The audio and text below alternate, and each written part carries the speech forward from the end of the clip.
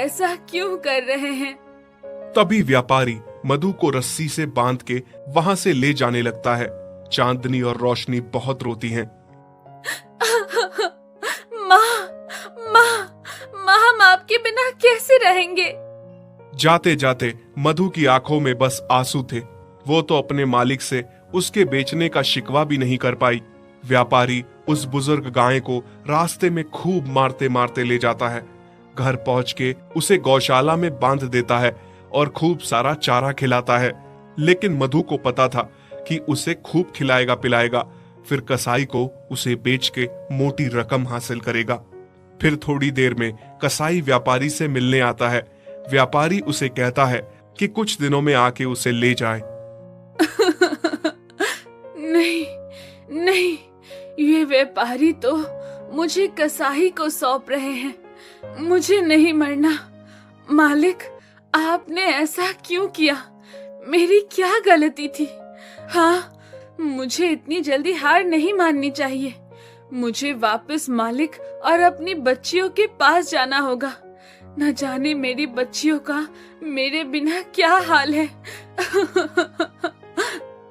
उधर चांदनी और रोशनी का अपनी माँ के बिना बहुत बुरा हाल था।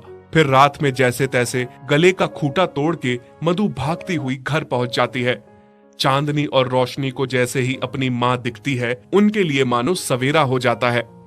मधु अपनी दोनों बच्चियों को गले से लगाती है। माँ, आप आ गई। अब हमें छोड़ के कभी मत जाना। हम आपके बिना मर जाएंगे माँ।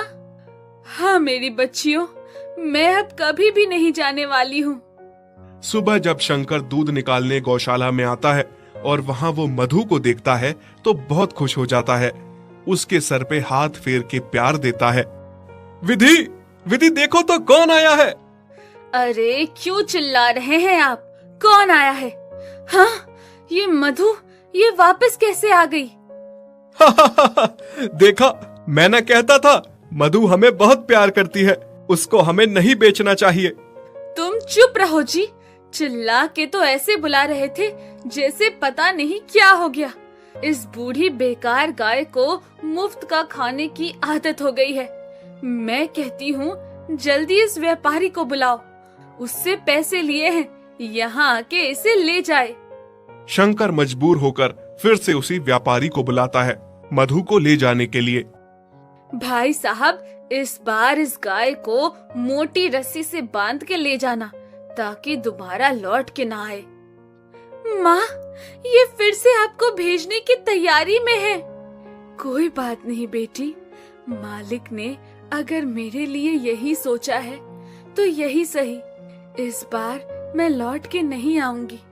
बस मेरे जाने के बाद तुम दोनों अपना ख्याल रखना। नहीं माँ, ऐसा ना कहो।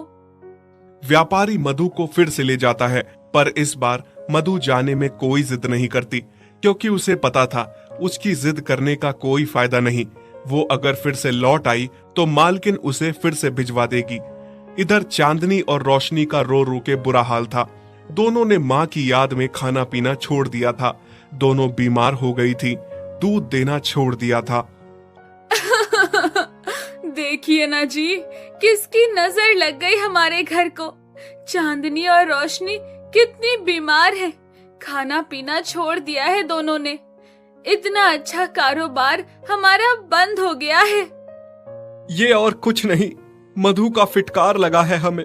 बोझ थी ना वो तुम्हारे लिए, जबरदस्ती उसे बेच दिया। जिसने शुरू से हमारा साथ दिया, बाद में जब वो तुम्हारे किसी काम ना आने लगी तो उसे बेच दिया। खुद गर्ज औरत, इनको भी इनकी माँ से अलग कर दिया। ये तो होना ही था। मुझे अपने साथ पाप का भागीदार बना दिया तुमने। आप सही कह रहे हैं जी। बहुत बड़ी गलती हो गई है मुझसे। मैं आपके आगे हाथ जोड़ती हूँ। आप उस व्यापारी के पैसे लौटा दीजिए और मधु को घर ले आइए। अगले दिन जब शंकर और विधि मधु को लेने व्यापारी के घर जाते हैं तो वहाँ वो देखते हैं कि व्यापारी ने मधु को कसाई को बेच दिया है और कसाई मधु को ले जा रहा है। अरे कौन हो तुम और मेरी मधु को कहाँ ले जा रहे हो? कहाँ ले जा रहा हूँ मतलब?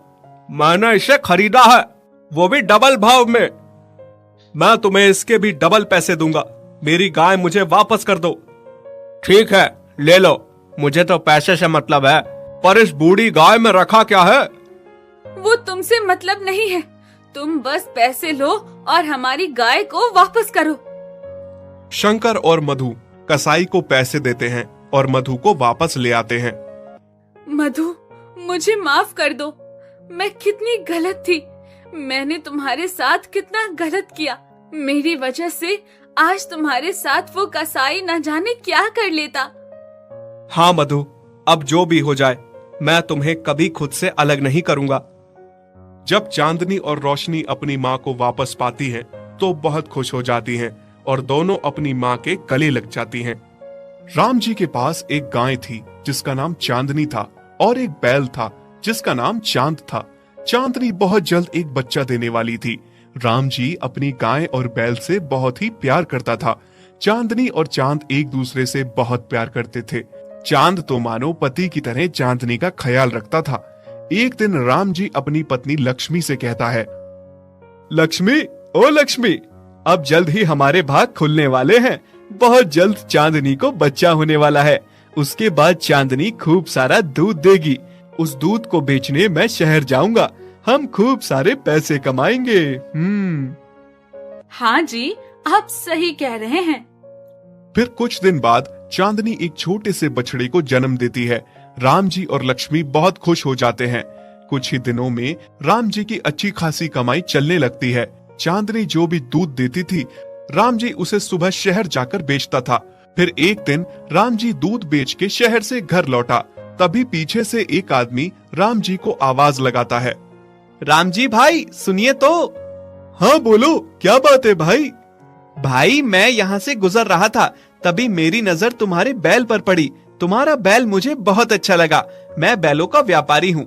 मैंने देखा तुम्हारे पास तो एक ही बैल है। तुम एक बैल का क्या करोगे? मैं तुम्हें इसके अच्छे दाम दूंगा। अगर तुम चाहो तो मुझे बेच दो। नहीं नहीं भाई, मुझे अपने बैल से बहुत प्यार है। उसके यहाँ रहने से मेरा कोई नुकसान नहीं है।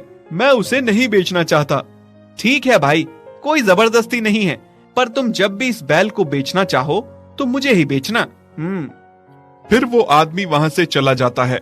पीछे खड़ी लक्ष्मी सारी बातें सुनती है और रात को खाना खाते समय राम जी से कहती है, आपने उस आदमी को बैल बेचने से मना क्यों किया जी? तो तुम क्या चाहती हो? मैं चांद को बेच दूं? जानती हो ना, जब हमारे पास कोई नहीं था तो हमें छोटा सा चांद रास्ते में मिला था, और फिर जब से हम उसे घर लाए हैं तो मानो हमारी किस्मत ही बदल गई। उफ, आप कितना दिल से सोचते हैं जी। ऐसा कुछ नहीं है, और अगर कुछ ऐसा है भी तो क्या? सारी उम्र उस बैल को मुफ्त में पालते रहना है क्या? उसका तो हमें कुछ फायदा भी नहीं है। उफ, सेठ कितना अच्छा दाम दे रहा था। मैं कह देती हूँ, आप कल ही सेठ से बात करिए और इस चांद को बेच दीजिए। राम जी चांद से बहुत प्यार करता था। वो उसे बेचना नहीं चाहता था। पत्नी के दबाव में आके चांद को सेठ को बेचना पड़ता है। अगले दिन सेठ बैल को लेने आता है। सेठ चांद को ले जाने के लिए रस्सी खोलता है। तभी चांदनी चांद से कहती है, ये कौन है? और चांद तुम्हारी रस्सी क्यों खोल रहा है? मुझे तो ऐसा लग रहा है मालिक ने मुझे बेच दिया है। ये मेरा नया मालिक है। नहीं नहीं चांद, ऐसा मत कहो। तुम चले गए तो तुम्हारे बिना मेरा और हमारे बच्चे का क्या होगा? ऐसा नहीं हो सकता। चांदनी, मैं भी तुम दोनों के बिना कैसे रहूंगा? पर मालिक ने ऐसा क्यों किया? हाँ,